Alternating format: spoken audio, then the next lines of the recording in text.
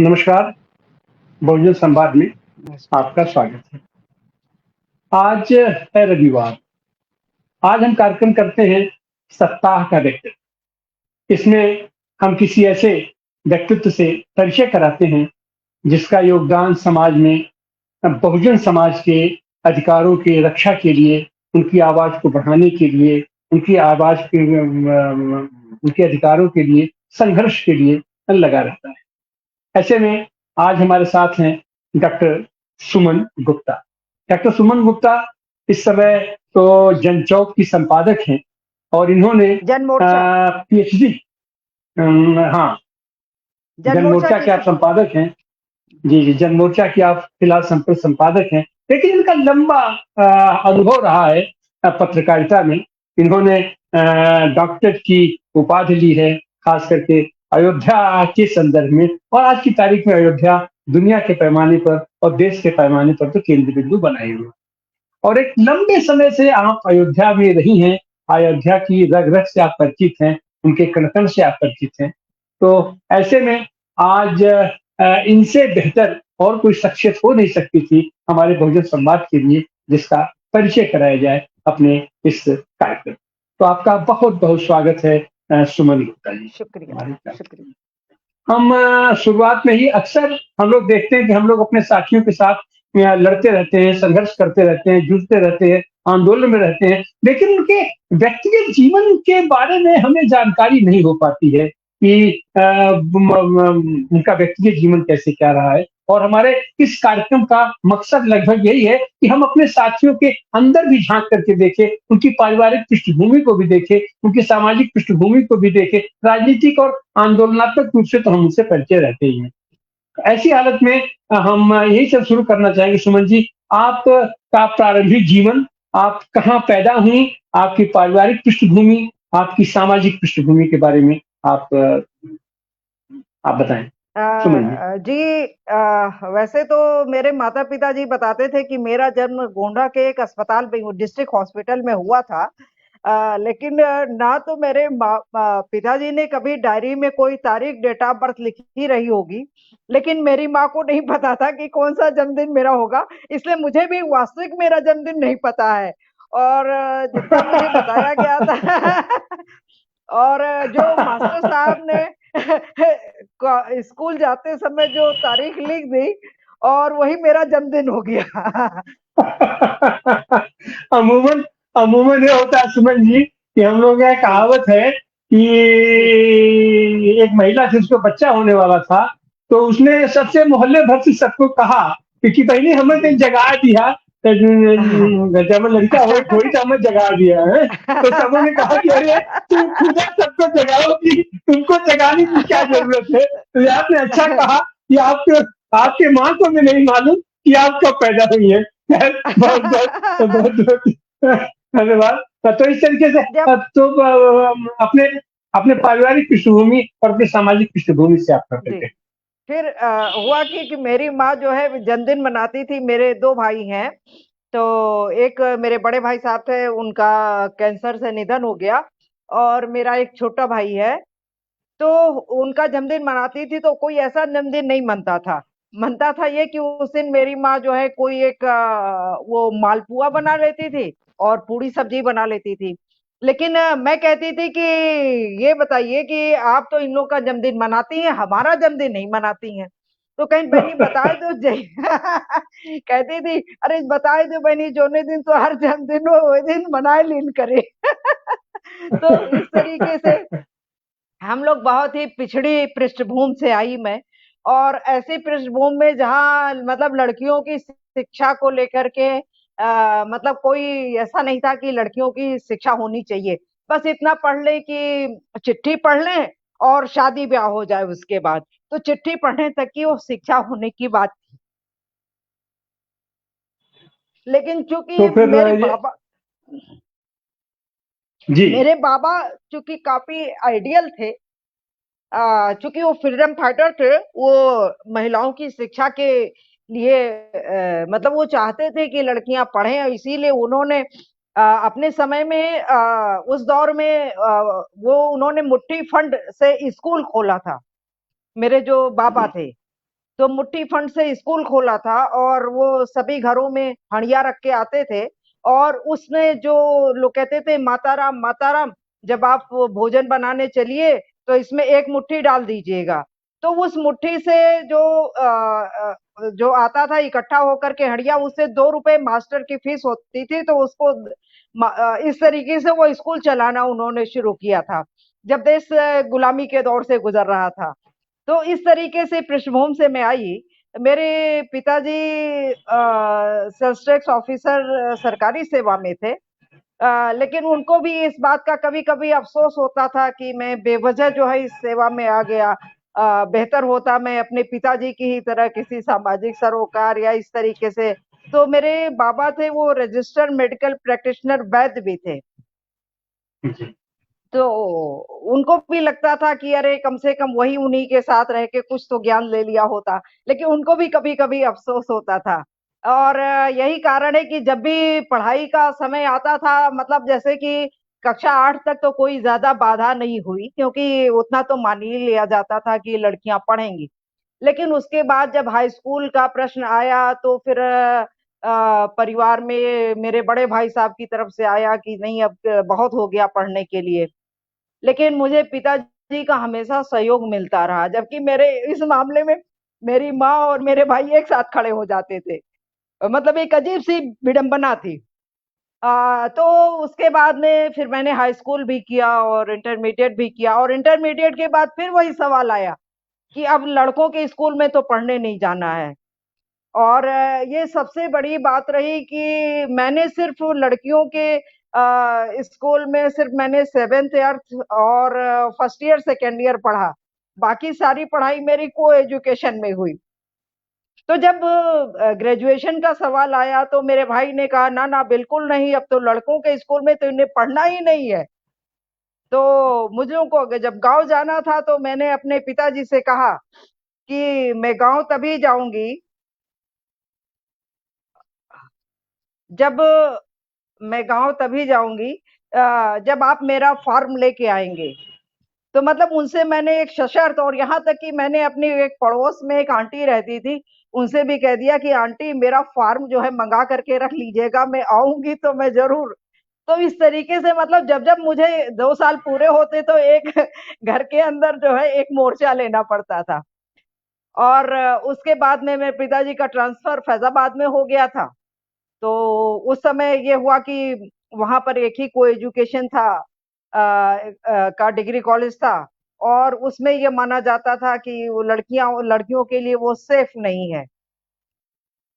तो मेरे पिताजी वहाँ एडमिशन कराने को बिल्कुल तैयार नहीं थे। फिर वो एक डिग्री कॉलेज लेके गए जो गर्ल्स डिग्री कॉलेज था। तो मैंने कहा मैं इस कबूतर खाने में नहीं पढ़ूँगी, मुझे तो लॉ करना है।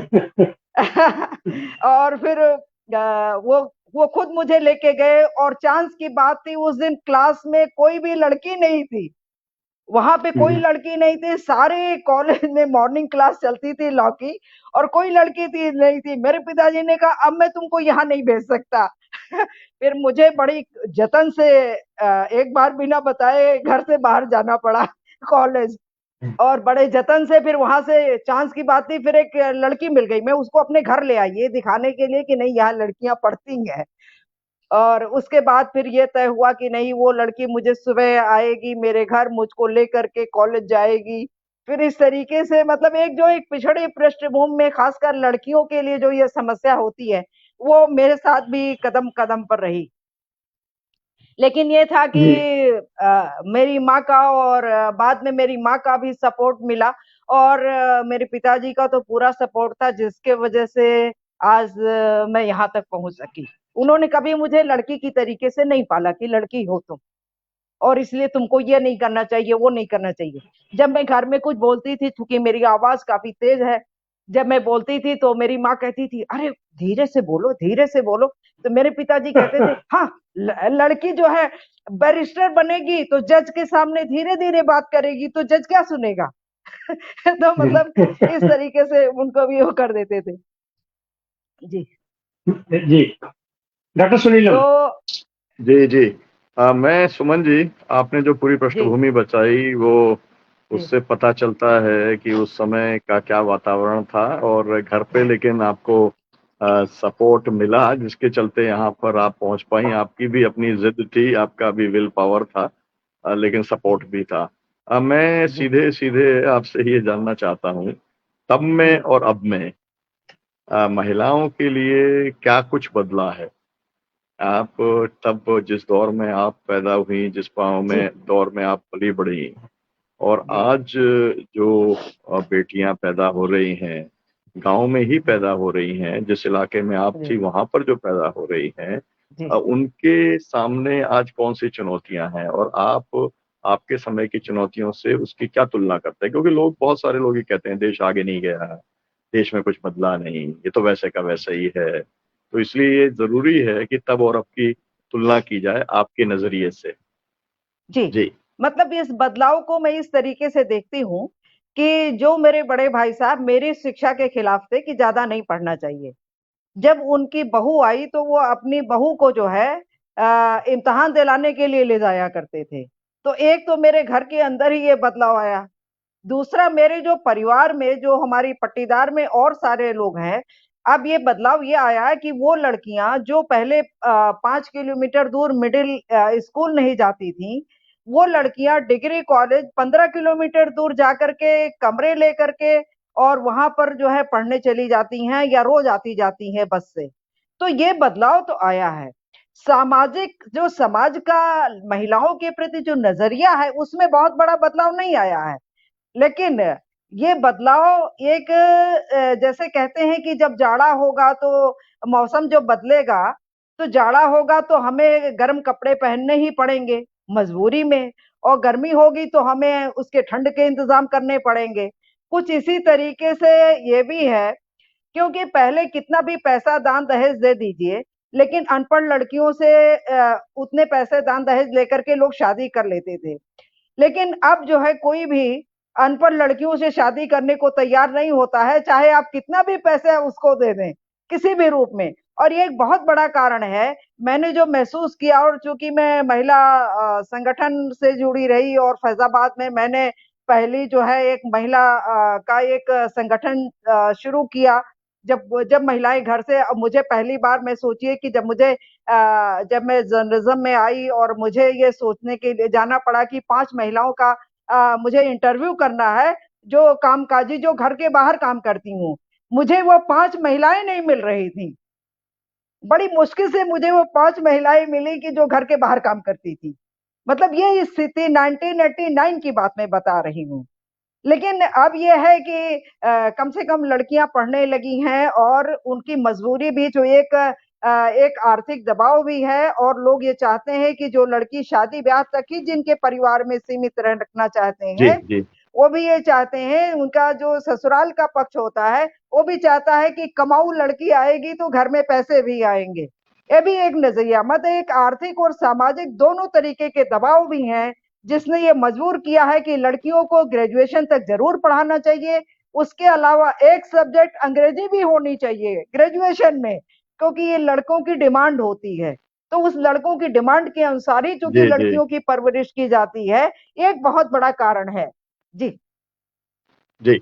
सुमन जी, मैं अभी जो है ना गोरखपुर से आ रहा हूँ। गोरखपुर में हम लोगों ने राष्ट्र सेवा दल के शिविर किए। अरुण श्रीवास्तव जी शिविर करते हैं। हमने जी ये वहां पर देखा कि बच्चियों ने जब बताया तो सब बच्चियों ने 9वीं 10वीं 11वीं की, सबने कहा जी कि हमारे को पढ़ाई करने के लिए अलाउ नहीं करते। हमसे कहते हैं कि शादी कर दें। मतलब ये स्थिति जो जी है, मतलब जी क्योंकि मैं फर्स्ट हैंड वहां पे जो शिविर की जो बच्चियां हैं वो खुद ही बता रही जी हैं। मतलब भूख तो बहुत जी बड़ी है बेटियों के अंदर जी पढ़ने की आगे। जी अभी जी भी कहते जहां पर आर्थिक तंगी है जिन जी इलाकों में, और वहां पर अभी जी भी ये समस्या है। खैर, हम आगे बढ़ते हैं इसको लेके। आपसे मैं जानना जी चाहता हूँ, आपको हम लोग जो जानते हैं, वो पत्रकार के जी तौर पे, संपादक के तौर पे, एक महिला, एक संगठक के तौर पर हम आपको जानते हैं। ये पूरी यात्रा के बारे में आप थोड़ा सा बताइए कि क्योंकि आपने अचानक तो शुरू नहीं कर दिया अखबार, या आपने अचानक तो जी शुरू जो है महिला संगठन नहीं शुरू कर दिया। तो ये जो पूरी आपकी जी यात्रा है, वो कहाँ से शुरू हुई और अभी जो पहुंची है, इस बीच के अंदर क्या उतार चढ़ाव रहे, और किन किन संगठनों से आप जुड़ी और कौन कौन से काम आपने किए और तब आज आप इस मुकाम पर पहुंची हैं? जी।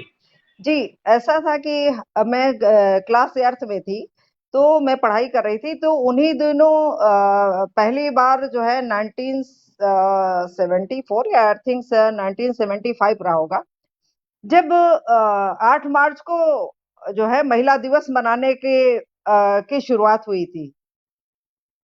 तो मेरे कॉलेज में भी ये महिला दिवस का कार्यक्रम मनाया गया था और मेरे पास उस बार बहुत बड़ा कार्यक्रम हुआ था और वहाँ से मुझे इन सब चीज़ों के साथ जुड़ने का मौका मिला और उसके बाद मैं लिखती रही, पढ़ती रही और मैंने महिला मुद्दों को लेकर के उसको ना सिर्फ झेला बल्कि लोग कहते हैं ना कि स्त्री अध्ययन बाद में मैंने देखा जब मैं वर्धा में पढ़ रही थी तो वो लड़कियां वहां पे स्त्री अध्ययन पढ़ रही थी तो मैं कहती थी कि आप पढ़ रही हो और मैंने तो उस हिस्से को देखा है, मैंने उसको झेला है जिसको आप पढ़ रही हो। तो ये जो स्थितियां थी इन स्थितियों के बीच में जब मैं ग्रेजुएशन करके निकली तो मेरी उम्र काफी मैंने लॉ ग्रेजुएट जब मैं हुई पहले ग्रेजुएशन किया उसकी गोरखपुर यूनिवर्सिटी से मेरा जो था ग्रेजुएशन था और उसके बाद में मैंने लॉ किया। तो जब मैं लॉ ग्रेजुएट होकर निकली तो उसके बाद भी मेरी उम्र इतनी ज़्यादा नहीं थी कि मैं कहीं किसी सेवा में जा सकती। मेरी इच्छा थी कि मैं प्रशासनिक सेवा में जाऊँ। लेकिन उस समय उम्र नहीं थी, फिर उसके बाद में फिर मैंने पॉलिटिकल साइंस से पीजी किया। तो उसके बाद फिर मेरी उम्र हुई। उस समय मेरे फादर जो है रिटायर हो गए और काफ़ी बीमार रहने लगे, तो इसकी वज़ह से भी एक काफ़ी कठिनाई मतलब एक अजीब-सी कठिनाई महसूस हुई और उस बीच में मैंने 1-2 बार सिविल सर्विसेज़ के भी एग्ज़ाम दिए और फिर मैंने सोचा कि नहीं मैं जो है वकालत करूँगी। तो मैंने रजिस्ट्रेशन भी कराया और फैज़ाबाद में जो सबसे जाने-माने वकील साहब थे, नारायण दास खत्री साहब, जो निर्मल खत्री के पिताजी, तो मैं उनके पास गई और मैंने उनके यहाँ 2-3 महीने जो है वहाँ सीखा, कुछ जाना, कोशिश की। लेकिन मुझे जो काली कोट है ना, उससे बड़ी परेशानी होती थी। मुझे काली कोट कभी नहीं पसंद आई वकीलों की, ये बहुत बड़ी परेशानी का कारण था।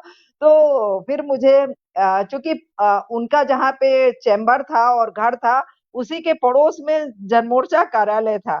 तो मैं अक्सर चूँकि वहाँ के जो लोकल जो रिज़ल्ट आते थे या जब वैकेंसी आती थी, मैं सोचती थी जब तक मैं फाइनली कहीं किसी एडमिनिस्ट्रेटिव सर्विस में नहीं तब तक मैं पार्ट टाइम जॉब करूँ। तो मैंने इस तरीके से पार्ट टाइम जॉब के लिए मैं चूँकि वहाँ लोकल न्यूज़पेपर था तो उसी में वैकेंसी आती थी, बाकी तो स्टेट लेवल के होते थे और कोई अखबार वहाँ से छपता नहीं था। तो मैं फिर वहाँ जो है जाती थी अक्सर देखने के लिए, अखबार देखने के लिए, पढ़ने के लिए।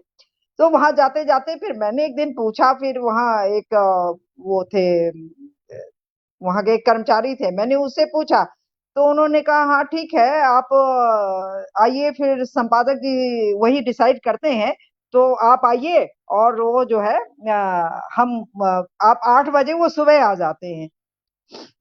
फिर मैं एक दिन ऐसे ही फिर मैं 8 बजे सुबह चूँकि 8 बजे चैम्बर में मैं जाती थी, खत्री साहब के चैम्बर में मैं सुबह 8 बजे जाती थी।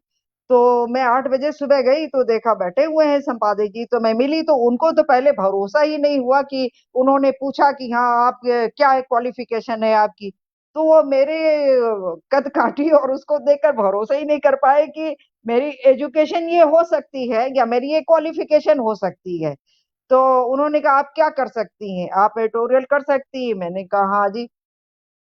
तो मैं कहा कैसे? कहने का अच्छा ठीक है ये अखबार लीजिए और इसमें उनके सामने बहुत सारे अखबार पड़े थे, उसमें हिंदी और अंग्रेजी के अखबार भी थे।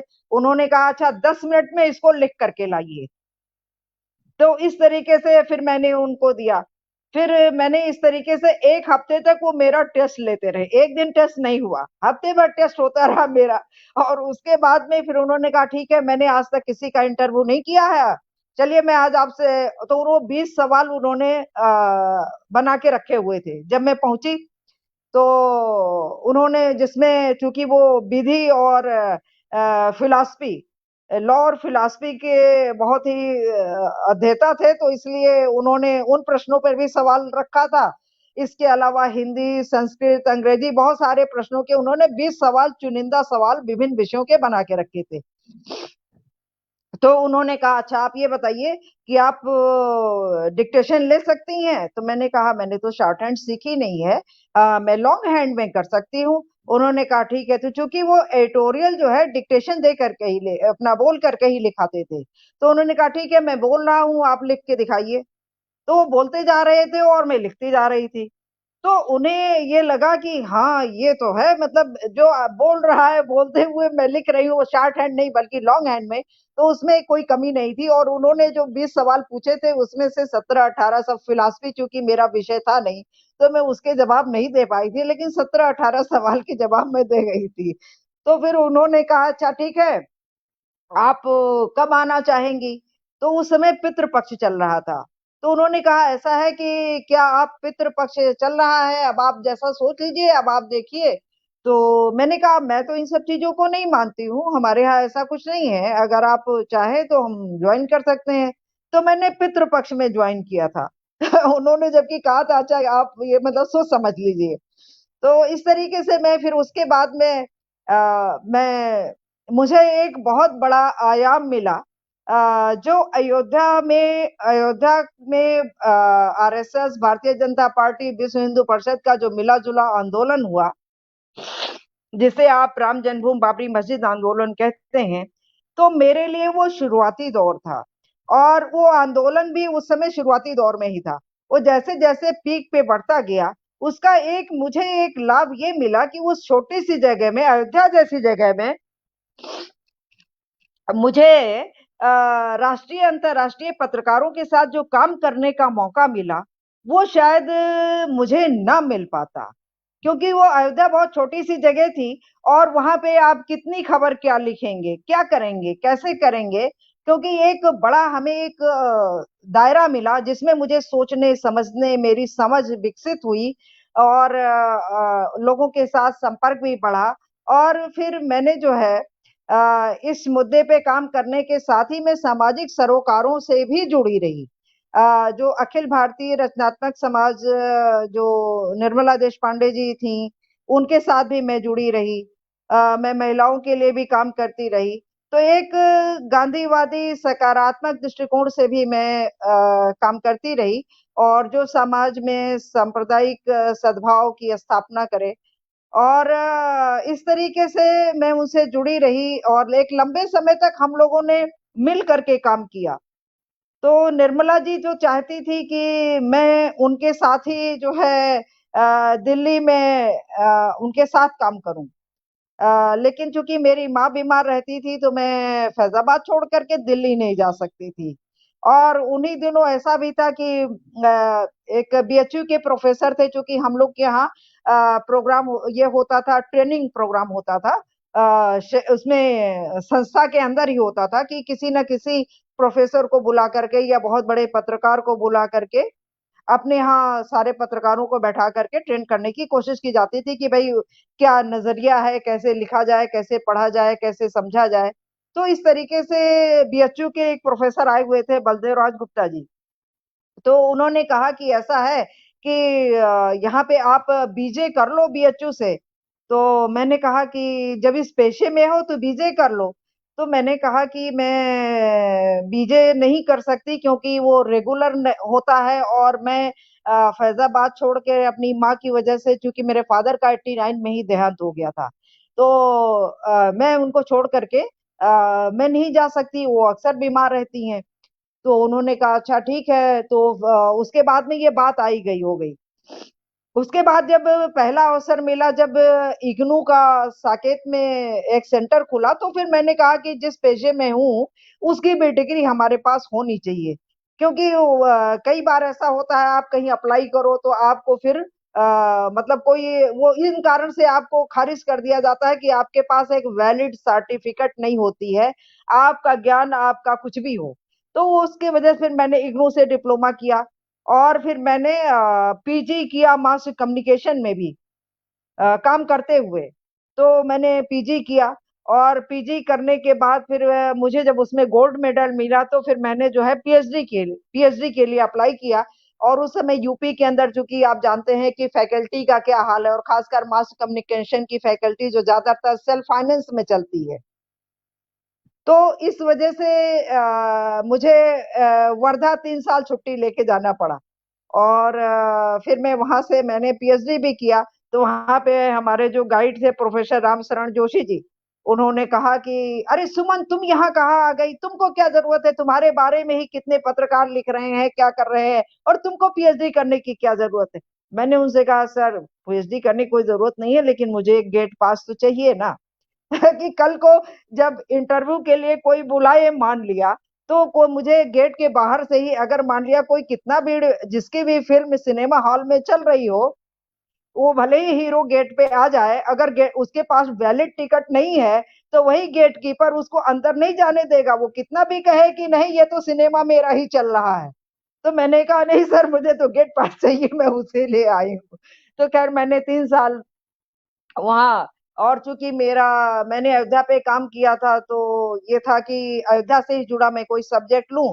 तो ये था कि 1989 से 1992 तक जो हिंदी समाचार पत्रों की जो स्थिति थी, जिसका दर्शन आप अभी पिछले दशक में भी किया है, और मेरा ख्याल है अभी ये जनवरी के कार्यक्रम के पहले भी किया है। तो इस तरीके से मेरा रिसर्च उन्हीं विषयों पर था। और फिर लेकिन मैंने जनमोर्चा में काम करने के अलावा भी बहुत जगह काम किया। लेकिन जहाँ पे जनमोर्चा की प्रतिद्वंदिता नहीं थी, यानी कि जो अखबार वहां आते नहीं थे, तो इस तरीके से मैंने जो है अखबारों में काम किया। और लेकिन जनमोर्चा को नहीं छोड़ा मैं, क्योंकि मुझे लगा कि यहाँ मुझे एक ऐसा फोरम है जहाँ हमारी आजादी बाकी संस्थाओं की अपेक्षा कहीं ज्यादा अधिक है। हम बहुत कुछ लिख सकते हैं, पढ़ सकते हैं, जो शायद दूसरे अखबारों में संभव नहीं हो सकता है। तो एक बार मैंने भी ट्राई किया था कि मैं जाऊं दिल्ली के किसी अखबार में काम करूं।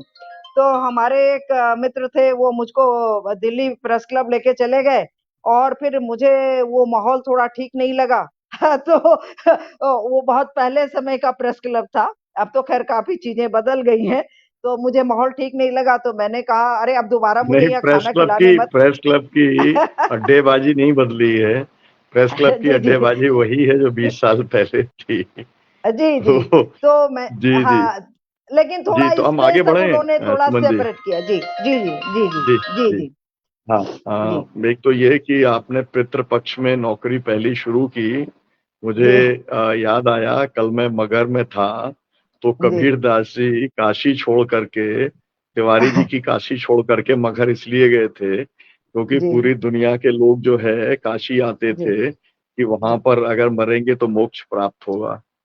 तो उन्होंने कहा कि मैं मगहर में मरूंगा, ऐसी जगह जो वीरान जगह है जहाँ ठग ज्यादा, उस समय जो है मतलब लूटपाट ज्यादा जी होती थी। जी जी तो उन्होंने एक कीर्तिमान स्थापित किया अंधविश्वास के खिलाफ में। तो आपका भी जो पहली नौकरी थी वो एक किस्म का कीर्तिमान ही कहा जाए, अंधविश्वास के खिलाफ में एक प्रयास था आपका। और निर्मल खत्री जी का नाम लिया तो अपने केवल उनकी जानकारी के लिए कि वो कई बार सांसद रहे, ये बताना जी दर्शकों के लिए जरूरी है, क्योंकि उनके मंत्री भी रहे पिताजी के जी, साथ आपने वकालत मंत्री करने भी का रहे काम जी किया। जी हाँ, जी जी मंत्री भी वो रहे। हम आगे बढ़ते हैं। राज्य में। ये मैं थोड़ी सी, आपने क्योंकि फैजाबाद की हैं जैसे लोग अयोध्या के नाम से जानते हैं, तो अयोध्या की जो पूरी आपने यात्रा देखी, किस तरीके से दो सांसद वाली पार्टी जो है 2014 के अंदर काबिज हो गई और आज भी वो काबिज है तीसरी बार। तो ये जो पूरी यात्रा है, और इस यात्रा में खास बात ये है कि जिस अयोध्या ने उन्हें 2 से पहुंचाया था, आज 240 आप कहिए, या इसके पहले तो ज्यादा पहुंच गए थे, 300 तक पहुंच गए थे। तो आज उसी अयोध्या ने उनको हरा दिया। तो ये जब ये यात्रा शुरू हुई, आपने, आपकी नजर से अयोध्या की थोड़ी समीक्षा मैं चाहता हूं कि आप दर्शकों के जी बीच में आप रखें कि क्या उतार चढ़ाव आपने अयोध्या के अंदर देखे। बाहर जो लोगों ने देखा, गोदी मीडिया ने जो दिखाया, जिसका उपयोग जो है पार्टी ने किया, वो सब कुछ मतलब जग जाहिर है, उसमें कुछ कहने का नहीं है ना। लेकिन आपने अयोध्या को कैसे एक तरीके से इस पूरे उन्माद के दौरान देखा, उन्माद के बाद में आज जिस तरीके का एक संदेश दिया पूरे दुनिया के लिए कि भाई राम मंदिर जरूरी था, राम मंदिर बन गया, बहुत अच्छी बात है, राम का हम सम्मान करते हैं, लेकिन अयोध्या वासी जो है उनके अपने कुछ सवाल हैं, उन सवालों को सरकार अगर हल नहीं करेगी तो केवल राम के नाम से काम नहीं चलेगा, राम मंदिर के नाम से काम नहीं चलेगा। तो ये थोड़ा-सा मैं चाहता हूँ जी, कि इसका विश्लेषण जी, आप जो है जी। अब हमारे आप दर्शकों जैसे कि हम के कहते लिए हैं करें। कि पहली जी, बात तो मैं ये कहना चाहती हूँ कि अयोध्या भारतीय जनता पार्टी के लिए अजेय नहीं रही है। पहले भी भाजपा वहां से हारी है। 1989 में वहां से कम्युनिस्ट पार्टी के सांसद हुए। उसके बाद में वहां पे भारतीय जनता पार्टी के 2 बार सांसद हुए। फिर वो हार गए, विनय कटियार जी। उसके बाद जो है समाजवादी पार्टी के सांसद हुए मित्रसेन यादव, फिर वही जो है बहुजन समाज पार्टी के सांसद हुए। और 2012 में भारतीय जनता पार्टी अयोध्या विधानसभा सीट से भी हार गई। तो ये नहीं कह सकते कि अयोध्या जो है भारतीय जनता पार्टी के लिए अजेय है। इसके पहले भी जनसंघ जब थी, उसकी पूर्ववर्ती संस्करण, तो उस समय भी भारतीय वो जनसंघ लड़ते थे चुनाव, लेकिन वो भी कभी सफलता के शिखर पर नहीं पहुंच पाई पार्लियामेंट में। तो इस तरीके का रहा। और खासकर जब ये एक नए तरीके का कि जिस आंदोलन को निश्चित रूप से 1984 से जो धार दिया, और 1986 में चूंकि ये जो ताला खोलने की प्रक्रिया हुई, फिर 89 में शिलान्यास की प्रक्रिया हुई। तो आप याद ये भी करें कि नवंबर में जब शिलान्यास हुआ था तो कांग्रेस ने अपना लोकसभा कैंपेन वहां से शुरू किया था, फैजाबाद कैंट से, 1989 में। लेकिन और ये उसको ये लग रहा था कि वो इस राम मंदिर के इशू से वो यहाँ पे केंद्र में और राज्य में दोनों जगह सत्तारूढ़ हो जाएगी। उस बार इलेक्शन दोनों स्टेट और सेंटर के दोनों को एक साथ हुए थे, लेकिन ना वो सेंटर में सरकार बनाने की स्थिति में रह पाई और ना ही स्टेट में वो जीत पाई। और 1989 से जो कांग्रेस गई उत्तर प्रदेश से, तो अभी भी वो बहुत अच्छे हालात में अभी तक नहीं आ पाई है। अब आइए भारतीय जनता पार्टी की हम बात कर लेते हैं। भारतीय जनता पार्टी के लिए 1990 एक तरीके से पीक था। पीक इसलिए था, मैं मानती हूं कि क्योंकि उस समय अयोध्या में मुलायम सिंह यादव की सरकार थी उत्तर प्रदेश में, और जो आडवाणी ने सोमनाथ से अयोध्या की यात्रा शुरू की थी, उसके दौरान जो कारसेवकों को बुलाया गया था, अयोध्या में तभी गड़बड़ियां होती थी जब बाहर से कारसेवक बुलाए जाते थे। अदरवाइज अयोध्या में 3 प्रमुख मेले होते हैं। सावन मेला होता है, रामनवमी मेला होता है, कार्तिक पूर्णिमा का मेला होता है, जिसमें पंचकोसी परिक्रमा और 14 कोसी परिक्रमा होती है। इन 3 प्रमुख मेलों में लाखों की भीड़ आती है, किसी को कोई समस्या नहीं होती है, और कभी भी किसी को कोई समस्या नहीं हुई। लेकिन जब भी बाहर से बुलाए गए कारसेवक आते थे तो उससे लोगों को समस्या होती थी, चाहे वो 90 का समय हो और चाहे 1992 का समय हो। हम लोगों ने वो समय भी देखा है 1990 का, जब जिसे राम लहर के रूप में एक तरीके से परिवर्तित हो गया था पूरा प्रदेश। लेकिन फिर उसके बाद जब हम 1992 में देखते हैं कि वही चीजें जिसके लिए 90 में आलोचना होती थी, 1992 में वो जस्टिफाई हो गया, जब डिमोलिशन हो गया बाबरी मस्जिद का। तो ये हो गया कि ये तो 1992 में जो हुआ, ये तो 1990 में ही हो जाता, क्योंकि मैंने तो उस दौर को भी देखा है और वहीं पर रह के देखा है, उसमें करते हुए देखा है। 1992 में तो मेरे ऊपर भी हमला हुआ, और मेरे ऊपर भी जो हमला हुआ, 2 बार मेरे ऊपर हमला हुआ, और मैं किसी तरीके से मुझे बचा करके लोग जो है वहां पर फैजाबाद हमारे ऑफिस में छोड़े। तो ऐसा नहीं है कि यहाँ पर जो हो रहा था उसके वजह से वहां की जनता अयोध्या की जनता जरूर मानती थी कि यहाँ पे राम मंदिर बन जाना चाहिए, क्योंकि उस श्रद्धा के से लोग आते हैं जाते हैं। लेकिन 2019 में जब से सुप्रीम कोर्ट का फैसला आया है, उसके बाद से अयोध्या में जो लूट खसोट शुरू हुई है, जो लोगों को उनके घरों से और उनकी दुकानों से, उनकी जगहों से बेदखल किया जाने का कार्यक्रम शुरू हुआ है, और लोग बोलने की स्थिति भी नहीं थे भय के कारण कि कौन अपना घर और तोड़वा दे, बुलडोजर से 4 फीट और तोड़वा दे, और उनको प्रॉपर वे में उनको मुआवजा भी नहीं मिल पाया, तो वो कहां जाए। तो एक बहुत बड़ा सवाल, श्रद्धा अपनी जगह पे है, लेकिन उस श्रद्धा के कारण किसी राजनीतिक दल को वोट दे दे, ये दूसरी बात है। लेकिन जितना आक्रोश अयोध्या के लोगों में इस बार रहा, उन्होंने एक तरीके से सबक सिखाने के लिए ये वोट किया है, जबकि दोनों तरफ से ऐसा नहीं है कि जो भारतीय जनता पार्टी के पक्ष में कम वोट हुए। पिछले 2019 से ज्यादा वोट पा करके भी लल्लू सिंह हारे हैं 54,000 से।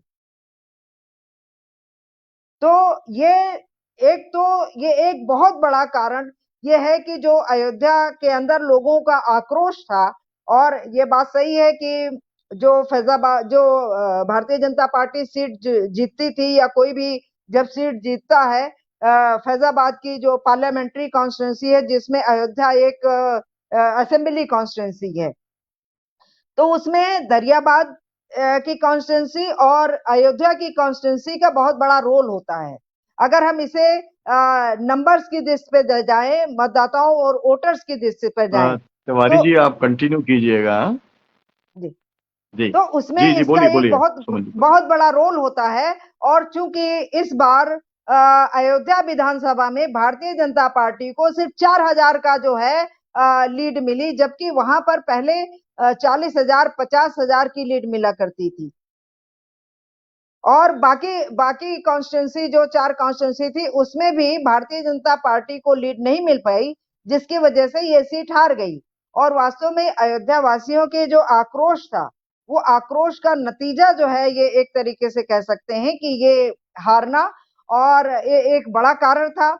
इसके अलावा जो हमारा संविधान का मसला था, जो इस चुनाव में आ गया था, महंगाई, बेरोजगारी, संविधान और एक जातीय गोलबंदी भी इसमें हुई, जिसमें पूरा इलेक्शन कह सकते हैं कि फॉरवर्ड वर्सेस बैकवर्ड, ओबीसी और दलित हो गया।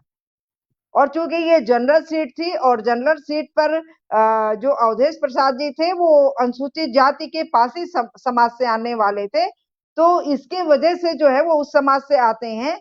तो इस वजह से ये जो एक जातीय गोलबंदी भी हुई, कि जिसमें कि फॉरवर्ड एक तरफ हो गया, और बैकवर्ड और दलित अन्य मसलों को के साथ जुड़ करके वो अवधेश प्रसाद जी के साथ चला गया। तो ये उसका रिजल्ट इस तरीके से रहा। लेकिन एक बात मैं कहना चाहती हूँ जो सबसे महत्वपूर्ण है, कि अयोध्या फैजाबाद में हमेशा शांति सद्भाव का ही माहौल रहा।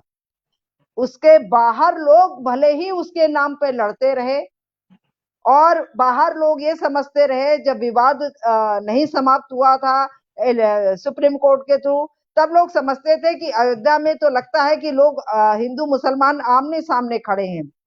लेकिन ऐसा नहीं था, बल्कि अयोध्या फैजाबाद के अंदर सांप्रदायिक सद्भाव था, और आज भी वो बना हुआ है। भले ही भाजपा हार गई है तो क्या हुआ, भाजपा वहां से कोई अजय नहीं रही है, एक ये है। और दूसरा, शांति सद्भाव हमेशा से अयोध्या फैजाबाद के अंदर बना रहा, और जब भी बाहर के लोग आए तभी यहाँ गड़बड़ियां हुई। जी जी अच्छा सुमन जी, आप तो अयोध्या की विशेषज्ञ हैं। अयोध्या दुनिया मैं के पैमाने पर विशेषज्ञ है, नहीं, पूरे मैं देश के विद्यार्थी पैमाने हूँ, पर है। मैं विद्यार्थी हूँ। विद्यार्थी जी हैं। जी जी, जी जी मैं जी। विशेषज्ञ तो नहीं हूँ। जी तो तो हम अयोध्या से बाहर निकल के चले, उसके पहले एक प्रश्न अयोध्या के संदर्भ में। आपने जिक्र जी किया मित्रसेन यादव का। जी मित्रसेन यादव एक ऐसे जनप्रतिनिधि थे जिन्होंने जी भारतीय कम्युनिस्ट पार्टी से भी सांसद रहे, जी समाजवादी पार्टी से भी सांसद रहे, बहुजन समाज पार्टी से भी सांसद रहे, विधायक इतने लंबे अरसे तक रहे। मतलब पार्टी चाहे जो रही हो, व्यक्ति वही रहा, और वो अपने सामने जिसकी तख्ती लगा देता था वो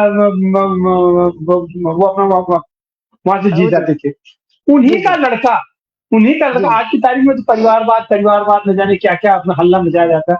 उन्हीं के जी जी लड़के अरविंद सेन भी इस बार वहां लड़े थे। उनकी क्या स्थिति रही? जी, उनको 15,000 वोट मिला।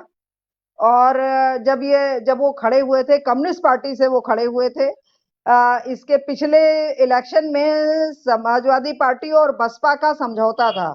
इसके बावजूद मृतसेन यादव जी के लड़के आनंद सेन जो समाजवादी पार्टी में हैं, वो चुनाव हार गए थे। बहुत कम वोटों से हारे थे, शायद 10-15 हजार वोट से, शायद 8-10 हजार वोट से हारे थे।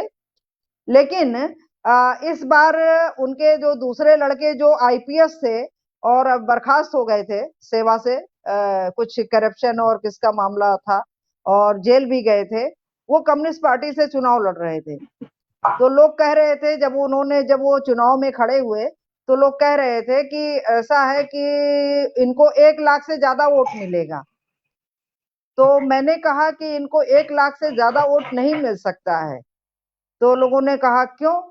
मैंने कहा कि जब जो मुख्य मुकाबले में मुकाबला सिर्फ 2 लोगों के बीच सीमित हो गया है और कम्युनिस्ट पार्टी का कोई बहुत बड़ा आधार, क्योंकि वो मित्रसेन यादव जी का आधार था, आधार उनका, चूंकि एक जुझारू व्यक्तित्व थे जो सबके लिए लड़ लेते थे, तो वो जो जुझारू व्यक्तित्व जो राजनीति का था, जो कम्युनिस्ट पार्टी के कैडर से आया था, उसके बाद जो है, चूंकि कम्युनिस्ट पार्टियां जो है बहुत ही जैसे जैसे उनका पराभव होता गया उत्तर प्रदेश में, तो जो व्यक्ति के हिसाब से जिन्होंने अपनी गोलबंदी कर रखी थी कि ऐसा भी था कि जब मुलायम सिंह यादव ने उनका टिकट काट दिया था तो वो बागी कैंडिडेट के रूप में, एक निर्दल कैंडिडेट के रूप में लड़ गए थे और तब भी उनको 80,000 वोट मिला था।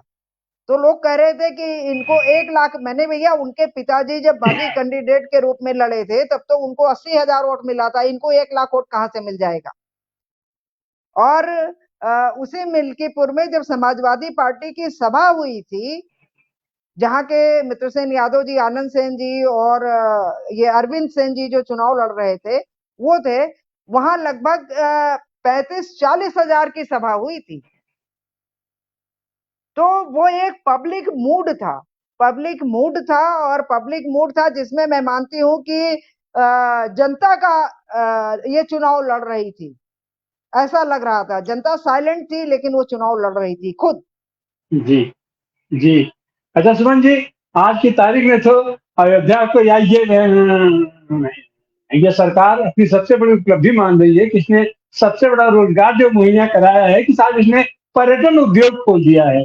अयोध्या हुआ, बनारस हुआ, मथुरा हुआ, इन सारे लोगों को तो धार्मिक नगरी, धर्म में आस्था रखने वाले लोग यहाँ जाया करते थे, लेकिन अब आज की तारीख में तो ये सब पर्यटन उद्योग में परिवर्तित हो गया है।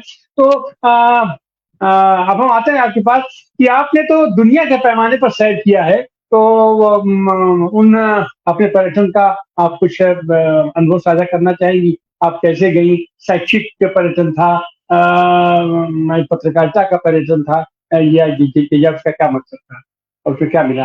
जी जी, जहां तक अयोध्या को पर्यटन के बारे में भी मैं थोड़ा स्पष्ट कर दूं, अयोध्या एक धार्मिक नगरी है जिसमें जैनियों के भी है, बौद्धों का, जिसे मणि पर्वत कहते थे, अब तो खैर वहां पे वो दूसरा उसका हो गया, बौद्ध भी वहां पर 16 वर्षा काल गौतम बुद्ध ने भी जो है वो बिताए थे।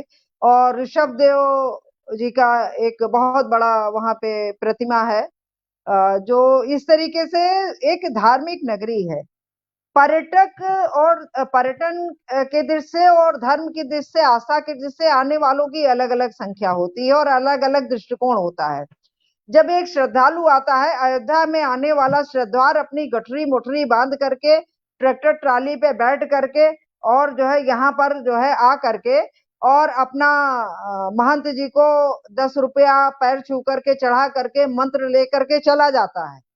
वो एक श्रद्धालु होता है, उसके लिए कोई सुविधा की जरूरत नहीं होती है, वो गंदगी में भी रह लेता है, कहीं सराय नहीं मिलती है तो सड़क के किनारे खाना बना के खा लेता है और वो अपनी श्रद्धा के तहत आता है और सरयू स्नान करता है, हनुमानगढ़ी, कनक भवन, राम मंदिर का दर्शन करता है और चला जाता है। लेकिन जब एक पर्यटक आता है तो उसको एसी कमरा चाहिए, उसके लिए अच्छी गाड़ी चाहिए, उसके लिए अच्छी सफाई, साफ सुथरा जगह चाहिए। तो पर्यटक के आने में और श्रद्धालु के आने में बहुत बड़ा फर्क है। तो अयोध्या जो है तीर्थ नगरी के रूप में ही विकसित हो सकती है पर्यटक के रूप में नहीं, क्योंकि पर्यटक ठीक है, बहुत बड़े होटल, बहुत सारे होटल बन गए हैं, तो ट्रेवल एजेंसियां और होटल वालों का इस समय जो है हाई है, और उनके दाम भी खूब बढ़ गए हैं, और यहाँ तक की स्थिति हो गई है कि होटलों के नाम पर जो है ऐसे ही फर्जीवाड़ा चल रहा है कि होटल जयपुर में होते हैं और बुक बता देते हैं कि अयोध्या में है, और पैसा लेकर के कंपनियां ऑनलाइन भाग जा रही हैं, कोई किसी को उसका नहीं मिल पा रहा है। ऐसा भी बहुत फर्जीवाड़ा भी बहुत बढ़ गया है। और जहां तक मेरा दूसरे देशों में जाने का प्रश्न है, मैं अगर अपने पड़ोसी देशों में ही मैं कह सकती हूँ, मैं गई हूँ। मैं नेपाल के बॉर्डर में रहती थी 1977-78 में। तो मैं तो वहां पर जब रुपैडिया में रहती थी, तो मैं तो वहां नेपाल जो है सुबह दौड़ लगाने जाया करती थी। तो मैं भारत से दौड़ती थी, नेपाल से दौड़ती थी, आप कह सकते हैं क्योंकि 2 फरलांग नेपाल का बॉर्डर था, और 2 फरलांग अंदर जाके, क्योंकि वहां की सड़कें बहुत अच्छी थी, तो 2 फरलांग अंदर दौड़ के आते थे सुबह सुबह। तो इस तरीके से, और मुझे एक बड़ा अवसर मिला जो सामाजिक सरोकारों के तहत, जो अखिल भारतीय रचनात्मक समाज की निर्मला देशपांडे जी के साथ जो मैं काम कर रही थी। तो जो 41 महिलाओं का डेलीगेशन गया था पाकिस्तान, तो हम लोग गए थे लाहौर, इस्लामाबाद और टेक्सला, 3 जगहों पे गए थे। और वो दौर था मुशर्रफ का, सैनिक तानाशाही का वहां का दौर था। और हम लोग का था कि पीपुल पीपुल डायलॉग होना चाहिए, तो हम लोग इस मिशन के तहत गए थे, एक शांति मैत्री के सद्भाव मिशन के साथ हम गए थे। और उसमें मुझे बहुत बड़ा अनुभव ये मिला कि जब हम भारत के नजरिए से पाकिस्तान में बैठ के देखते हैं, और जब हम पाकिस्तान में बैठ करके भारत के नजरिए से देखते हैं, और जब हम बांग्लादेश जाते हैं तब हम भारत को देखते हैं, और जब हम भारत में होते हैं बांग्लादेश को देखते हैं, तो हमारी जो समझ है वो बहुत विकसित हो जाती है, हमारा दायरा व्यापक हो जाता है। जब हम भारत में बैठ करके बहुत सारी चीजें कह सकते हैं, बहुत सारी चीजें मैं ऑनलाइन नहीं कह सकती हूँ, लेकिन जब हम पाकिस्तान जाते हैं तो हम देखते हैं बहुत सारी चीजें यहाँ से भी हो रही हैं और वहां से भी हो रही हैं। तो ये जो पड़ोसी देश है, और जब हम देखते हैं कि हमारे यहाँ जो आतंकवाद की बात है, और जब कहते हैं, तो हम ये देखते हैं कि ये बताइए, 19 जब से अफगानिस्तान में रूसी सेनाओं का प्रवेश हुआ, और उससे मुकाबला करने के लिए अमेरिका ने वहां ओसामा बिन लादेन को तैयार किया, और जब हथियार से और पैसे से काम नहीं बना, तो धर्म की घुट्टी पिला करके जो है ये इस पूरे महाद्वीप में ला करके पूरा एक खड़ाकू की एक फौज खड़ी कर दी। और उसी का परिणाम है कि हम लोग जो है इस तरीके से बहुत सारी घटनाओं को हम देख रहे हैं। उसका एक बहुत बड़ा कारण जब हम देखते हैं, तो एक बांग्लादेश जो हमारी भारत के नजरिए से हम देखते हैं कि वो हमारी रणनीति की दृष्टि से एक बहुत अच्छा निर्णय था कि 2 भागों में जो पाकिस्तान था, कि इधर भी पाकिस्तान उधर भी पाकिस्तान, एक नया देश जो है भाषा के नाम पर एक नया देश बन गया। तो ये भी मुझे, जिस दिन वहां पे भाषा दिवस था बांग्लादेश, जब मैं गई थी, तो मैं प्रेस काउंसिल की ओर से गई थी। तो वहां पे मैंने देखा जब भाषा दिवस था, तो किस तरीके से लोग जो है स्वयं स्फूर्त होकर के जुलूस लेकर के जो इनका स्मारक था वहां जा रहे थे उसको पे करने के लिए अपना उनको वहां पर। और जितना तो हमारे यहाँ 15 अगस्त 26 जनवरी 2 अक्टूबर को लोग नहीं निकलते हैं।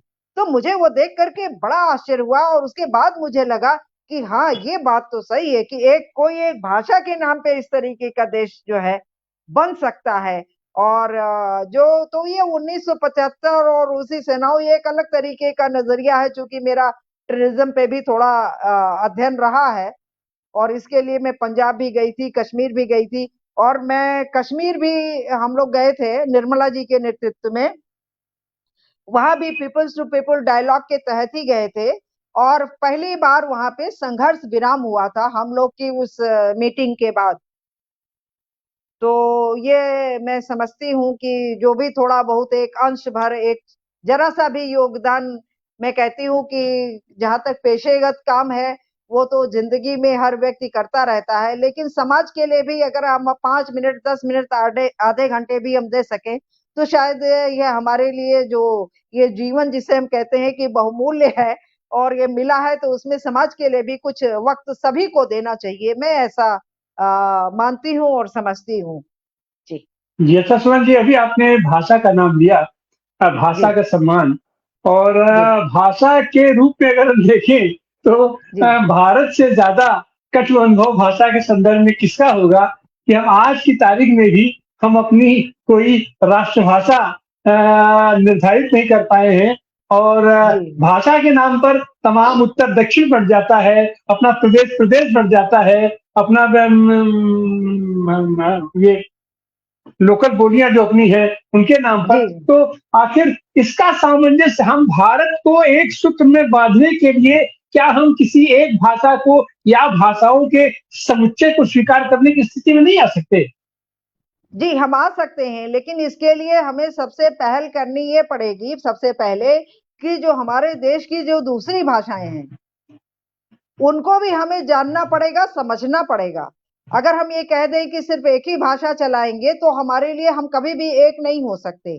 हमें पहले उन भाषा जो दूसरे प्रदेशों की भाषा जैसे तमिलनाडु है, कर्नाटक है और जहाँ की भाषा हम जैसे कि हम उत्तर प्रदेश में रहते हैं, तो हमारी मातृभाषा भी कमोबेश हिंदी हो जाती है।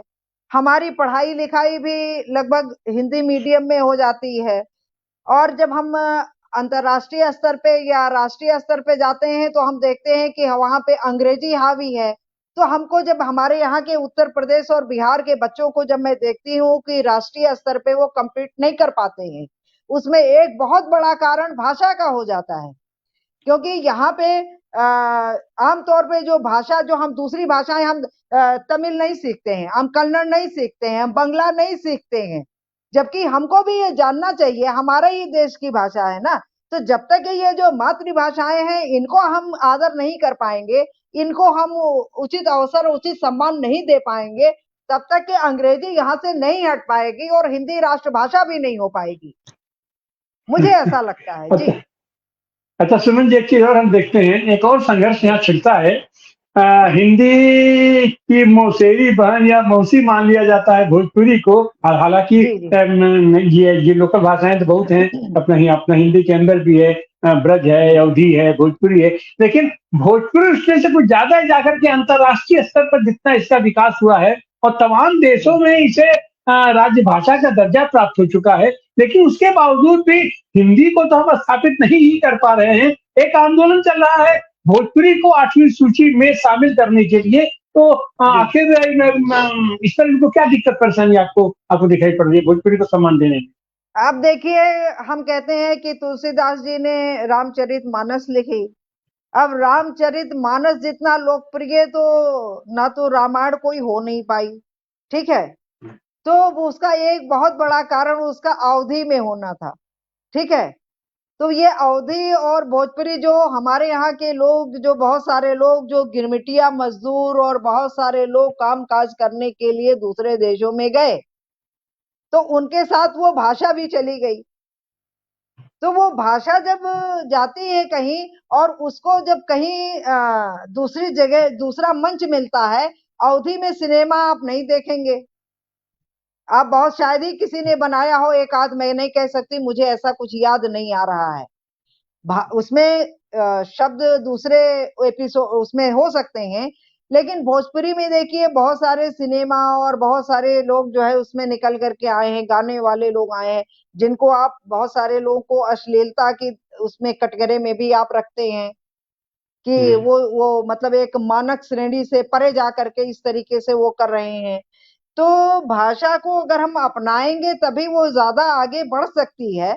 और संरक्षण का जहां तक सवाल है, निश्चित रूप से अगर राजकीय संरक्षण न मिला होता तो उर्दू और फारसी भी यहाँ शायद महत्व ना पा सकती। और आज अब देखिए कि बहुत सारे जो मुसलमान भाई हैं उनके बच्चे हैं, वो भी उर्दू में जब वो लेटर लिखते हैं तो अंग्रेजी में लिखते हैं, वो हिंदी में नहीं लिखते हैं, ना उर्दू में लिखते हैं।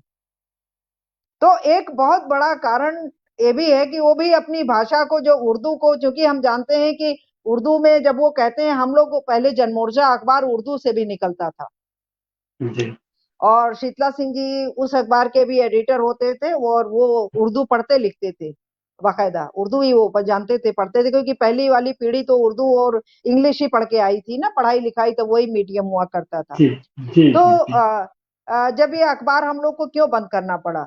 ये अखबार हमें बंद करना पड़ा इसलिए क्योंकि जो उर्दू के जो उर्दू पाठक थे और जो हमें विज्ञापन दाता थे, तो वो विज्ञापन दाता कहते थे कि भाई ये जो विज्ञापन है ये हिंदी वाले में दीजिएगा, उर्दू वाले में नहीं दीजिएगा, क्योंकि उर्दू वाले की पेइंग कैपेसिटी कम है, हिंदी वाले की पेइंग कैपेसिटी ज्यादा है, अंग्रेजी वाले की पेइंग कैपेसिटी और कहीं ज्यादा है। इसीलिए आप देखिए कि अगर राफेल का ऐड आएगा तो हिंदी अखबार में नहीं आएगा, वो अंग्रेजी अखबार में आएगा। साइकिल का जी विज्ञापन आएगा तो हिंदी अखबार में आएगा। तो ये सब बहुत सारे कारण होते हैं भाषा के विकास के, और उसे किसी एक डंडे से हाँक करके मैं नहीं समझती हूँ कि कभी अचानक किसी को हम एक डंडे से हाँक देंगे तो वो सारी चीजें सही हो जाएंगी।